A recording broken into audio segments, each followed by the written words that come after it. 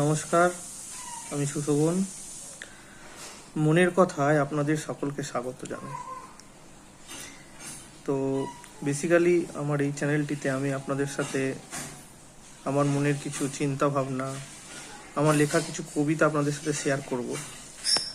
আর ভালো লাগলে আপনারা অবশ্যই আমার চ্যানেলটিকে লাইক, শেয়ার এবং সাবস্ক্রাইব করবেন। তো আজ আপনাদের সাথে আমারই একটি লেখা কবিতা শেয়ার করতে চলেছি। কবিতাটার নাম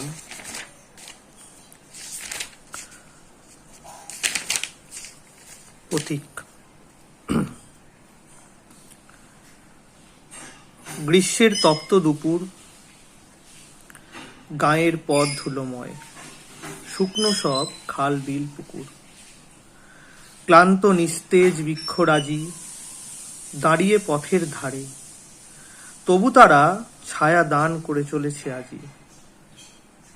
এমনই এক বৃদ্ধ বটের তলে পথশান্ত এক পথিক রয়েছে বসে, ভারাক্রান্ত পদযুগল কিভাবে সে পথ চলে।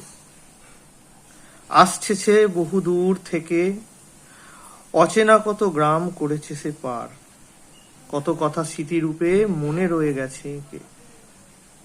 তবে যেতে হবে তাকে এগিয়ে, তৃষ্ণার্ত ক্ষুধার্ত সে আজ, তবু সব বাধা যাবে সে পেরিয়ে। ঠিক যেন এক পাখি ছুটে যায় খুঁজিতে আহার, সদা সজাগ দুটি আঁখি, পথ চেয়ে বসে আছে পরিবার। সন্ধ্যা হলে পর তাকে ফিরে যেতেই হবে আবার। নমস্কার।